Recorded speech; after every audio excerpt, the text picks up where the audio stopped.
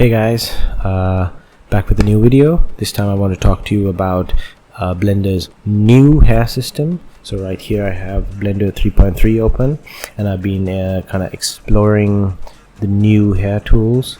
Here's a really ugly character with some experimental attempts at using the new hair system.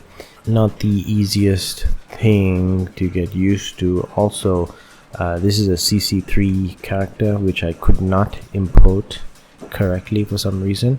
I don't know why. I think it's the fact that I'm using ACES color spaces that's messing up the importer. Anyway, it was super complicated, so I just deleted most of the character and kept his face. And this is actually looking pretty good. First of all, this is Eevee, and Eevee looks pretty good actually. And it's pretty fast, and I have a lot of hairs here, and it's really smooth and really effective. So the first thing I'm going to say is the performance seems to be quite a bit better than before, and I think you would have already seen quite a few videos on how this new hair system works, and this is not a video that's going to explain all that. I just want to bring a few comments of sort of ideas that I have about this, and then we'll talk about it. So it looks pretty good, but it can be better. At least this groom could be better. The tools itself are pretty cool. The first thing is the first positive thing that I've noticed is that it's way easier to now groom hairs, because you can see in real time what you're doing, what the groom looks like. Now before, when we were grooming hairs, you would use the particle edit feature, and you would groom the sort of guides, and then you had to switch back to object mode to see how that affected the hairs, and you would sometimes find artifacts, and you had to go back and adjust and come back and see the result. You don't have to worry about that now. It works in real time. So let's just sort of see, maybe we could I don't know, just add some random. So I'm just gonna add a hair mesh to this, and it's really easy to add. You just click the object you want to add hair to, click on curve, and then there's empty hair, and this will create and automatically parent that empty object to the head, and it just goes by default. Curves, we'll just say test hair. Okay. And this is the hair object. Now right now the curve menu doesn't have anything. I believe a lot of the features are supposed to be exposed in this menu, but it's not yet done. One thing I noticed is that you need a surface, which is obviously what we did. We selected this surface, and then we where is it? Test here we go.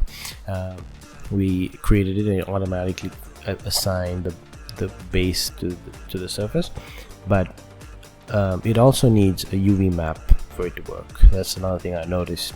Without a UV map, the hairs do not work, so you have to unwrap your model before you can start using this system. Okay, when we're editing the tools, it's really easy to edit. I think you would have probably already seen a lot of these features. Adding hair is the easiest thing in the world. You just click add, and you just add a few, and we get some gray hairs.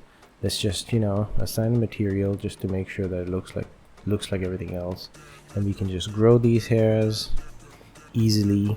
And since we can see everything in real time, it's way easier to edit. And another interesting feature is that we now have two types of brush modes.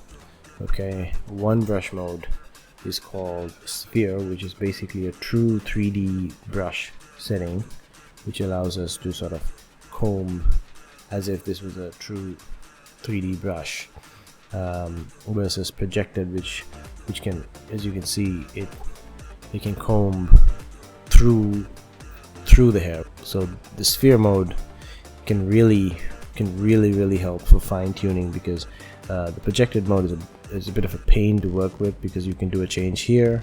For example, with the sphere mode, I'm just gonna do this, and you can see that I'm only affecting this side, but with the projected mode we'll be affecting all the sides.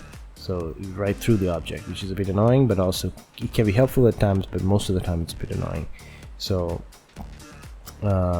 these are the benefits of this new system. And we have this interesting snake hook tool, which allows us to kind of create this kind of thing, just shape our strands better this way, just smooth it out, and we're good to go again. Okay. So there's a lot of improvements, I would say, to especially in areas like combing and manually moving hair about. Those are really hugely improved. But while this is a huge improvement, a lot of the features are not yet available. So there's a lot of interesting features which I will talk about in a future video, where I will go through every menu. But I would say that this is not the time to sort of completely give up on the old system. In fact, if you look at this curve menu right here, there's an option here that says convert to particle system. And the reason why this menu is there is because so many features in the particle system, which is the old system, have not yet been implemented in the new system. Now the good news is that the new system works with geometry nodes, and if you're very familiar with geometry nodes, you won't need to convert this to particle system, probably because you would be able to replicate those effects with a lot of effort in geometry nodes. But if you're like me and you haven't really explored geometry nodes that much, and you're still kind of not that confident with your geometry node skills to sort of recreate those effects on your own, converting to the particle system is still available. So once you've got the overall shape you want, you can convert it to particle system and then continue editing it there. So for example, features like kinks, features like clumping, features like various noise effects and everything are still missing. Now that doesn't mean that it won't come. It will definitely come in future updates, and I'm pretty sure it'll be exposed in this section, but I'm not sure yet. But I have a feeling this is where they want to expose it. But for the moment, some of these features are available as existing geometry nodes. So if you were to go to the Blender website, studio.blender.org, and you go into Films Heist, and you can see the heist assets, and one of them is this character which they use to demo the hair system. Amazing groom, by the way.